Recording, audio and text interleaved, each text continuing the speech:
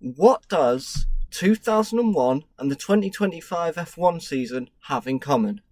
September was a fucking shit show.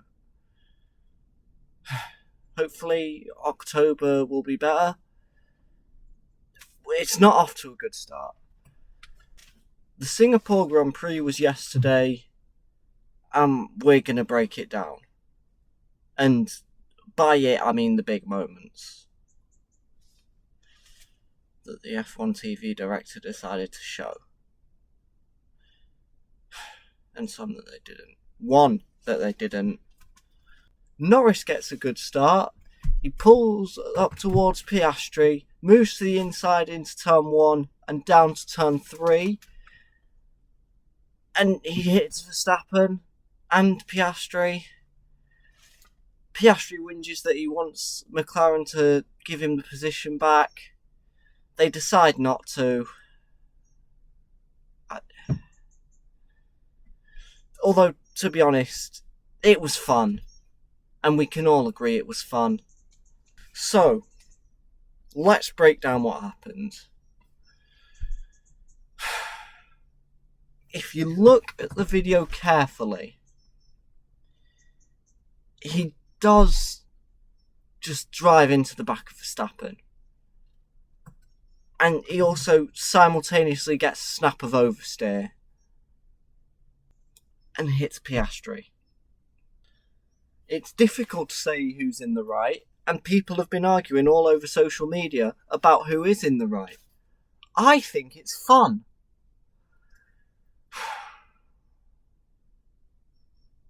We'll come back to this later. We're going to move on to the end of the race now, which is when the next exciting moment happened. And when I say exciting, I mean Hamilton's brake caught fire at the final stage of the race. Alonso was catching him. He was cutting corners because he couldn't slow it down in time because he had no brakes. And we were shown absolutely none of it. In fact, I didn't know it happened until I woke up this morning and checked social media. Because the race finished, I watched the post-race interviews, the podium ceremony, and the cool-down room, and then I just turned the TV off. So I didn't know it had happened. Because the F1 TV director decided not to show it. Jesus fucking Christ, these people have been incompetent lately. Yeah, incompetent. That is a real word, definitely, and I've not just made it up.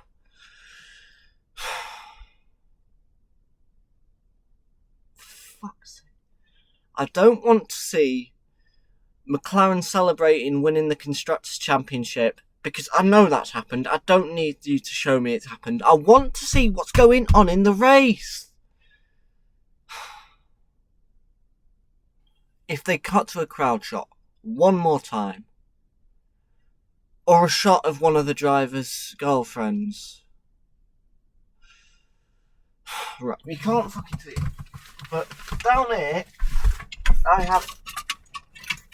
have a full bag of golf clubs, and I will show up at the F1 TV director's office next weekend, or whenever the next race is. The point is, I have a bag full of golf clubs, and I will show up at the F1 TV director's office with them.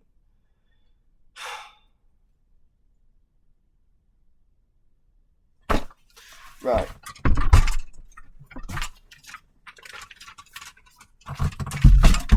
Anyway. Yeah, they're in the frame back there. Now you can fucking see them. Okay. Right. Let's actually talk about what happened. Which I don't know, so I'm going to see if I can find footage of it. Hold on! I'm going to go get my phone. Lewis Hamilton has explained his costly late brake failure that ruined his Singapore Grand Prix. 7-time world champion Hamilton had been chasing down Kimi Antonelli's Mercedes for 5th place in the closing stages when he encountered braking woes. I can speak, I promise. Hamilton had to nurse his ailing Ferrari home and lost his position to teammate Charles Leclerc. 40-year-old Britain was also left vulnerable to Fernando Alonso, though he managed to fend off the Aston Martin driver to take 7th. But Hamilton was hit with a 5-second time penalty post-race, which demoted him to 8th behind Alonso for repeatedly exceeding track limits. You know, when his brake went to shit so he couldn't slow down for the corner. So essentially the problem boils down to his brakes were overheating and his left one decided, nah, fuck you. So he had to spend the entire rest of the race, which was about 3 laps, cooling them down, which meant he had to drive slower, use less brake, and essentially cut pretty much every corner he could because he couldn't slow the fucking car down. Alright, that's enough about the race. Let's go back. No, that doesn't make sense.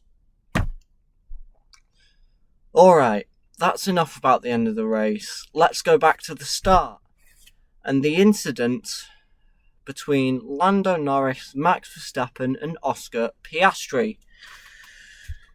And I'm going to talk about it in detail this time. Alright? Okay. So, the first lap incident. Norris, going into turn 3, is alongside Piastri. That's very important. He's alongside Piastri. Verstappen takes the corner slower than he should, really. And Norris, not anticipating this, has to move to avoid him. The problem is, he's got Piastri on the outside, so he's boxed in. So he can either just drive straight into the back of Verstappen, or try to avoid Verstappen, which he did. He didn't succeed and damaged his front wing, although it didn't seem to affect his pace. And then he drives into the side of Oscar Piastri. To be fair, when I say drives into the side of Piastri, I mean he's trying to avoid Verstappen, gets a slight wiggle on the rear, and hits Piastri. Fortunately, there was no significant damage. Also, fortunately, it created a bit of drama online. Now, if you don't know what I mean, people are mad that Lando drove into the side of Piastri. I think it's fun. So, let's look at Twitter to see how the war between the Lando fangirls and the French is going. Sorry, wrong pastry lovers. Let's look at their post. Waking up as champions feels pretty good. Ooh, this will be fun. McLando Formula 1 team. Hey everyone, McLaren are the Constructors' Champion. See, nobody cares. You need to stop babying the bottle, Norris. Piastri is clearly the better driver. Make it fair racing. Enough with the papaya rules, or should I say Norris rules. If I have a slow pit stop, then Piastri have to slot with Norris. I hope Piastri has his own thing, as it's clear McLaren. This guy's illiterate as fuck. I don't even know if it's a guy. The name's Mary. I don't care. Yeah, champions of unsportsmanlike behaviour. Championship tossers. Clearly you didn't include Oscar, since he isn't a part of the team. Norris is an egotistical little turd. That is the most fucking dyslexic spelling of turd I've ever seen. It's not even dyslexic, it's just illiteracy. There's a U, you Norris is an egotistical little turd. McLaren have done nothing but protect and nurture Norris through this season, all the while hanging Piastri out to dry. McLaren is a joke. This isn't even fucking slandering McLaren. It's just dyslexic as fuck. Waking up as a champion for the second time feels more pretty good. Look at this team being so blatantly biased towards a non-talented fuckhead who can't drive by himself and needs team orders to help him win a world championship. Fuck off, you pathetic excuse of a team. Suck Lando's dick more. Liquidate yourself. Fucking hell. Next post. How are you feeling after yesterday, team? Oh, this is going to be a fucking good one. Lando got 5 beers in and vomited, so Zach stuck his fingers down Oscar's neck and made him vomit. So it was fair to Lando. Drivers could be having the worst race of their lives, and here comes D1 professional rage baiter, McLaren Twitter admin, like, let's go papaya fam, another epic race, how are you all feeling? Oh, you know what, that's a fair point. You can see it after Singapore. You mean after you decided that only one of your drivers was participating in the winning of the constructors? Or after the same driver was shading his teammate? I don't even know who that's supposed to be a slander against. The first part makes it seem like it's about it's against Lando. He didn't really shade Oscar though. This guy's just fucking retarded. He's clearly not been watching the last few races, Monza specifically. I didn't know that Lando has been promoted to head of strategy for McLaren. Never seen a driver dictate when his teammate pits. What's next?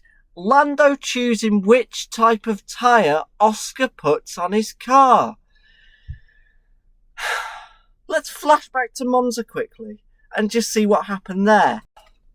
I'm speaking to you now specifically. What's your name? Justin Galash. I'm looking at you, Justin Galash. Right. Never seen a driver dictate when his teammate pits. Let's look back to Monza this year. It was 2 races ago, about 4 weeks. Surely you remember it. You definitely remember it. Lando was asked if he would let Oscar pit first. He obliged. It's the traction element, and they've got the same donkeys behind them. Lando, we will box this lap onto the soft tyre and I'll come up 1. You do want to box the other car first? Yeah, we'll do that. We'll swap it round, so stay out. Well, only if he doesn't undercut, otherwise I'll box first. There will be no undercut. Oscar got a good stop. Lando then pits the next lap, and McLaren fuck it. Oh wait, what was that? Lando let Oscar pit the lap ahead of him? You mean dictating when he can pit? More tweets. Shafted, just like Oscar. Couldn't even wait for him to celebrate the team win on the podium. Your double standards are a joke. Lando doesn't have to fight for anything. He is so privileged. Feeling like my teammate crashed into me and then was given preference by my own team to continue on ahead of me. Oscar, please let Lando pass. He's struggling. Have you been watching this season? Feeling like Lando should return the 3 points to Oscar, put the tampon back in your Jap's eye. You fucking retard. Wondering how it would have played out if Oscar hit Lando instead, and if Lando had the really bad stop instead of Oscar. I think we pretty much know the answer to that. You know nothing! Fuck off. Right. No, it seems like McLaren are favouring Lando because they are. But guess what? Teams can favour drivers. Their priority has been the Constructors' Championship the whole season. So, right.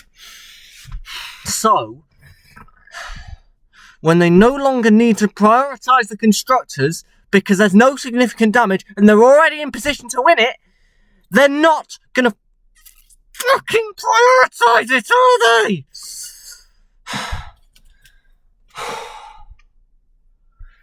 If it wouldn't even be prioritising it to tell them to swap back. Hopefully, because the championship's secure, we're going to get rid of this fucking papaya rules bullshit. Because it's bad for the sport. And it's bad for the team. I need to get this fucking video edited quickly.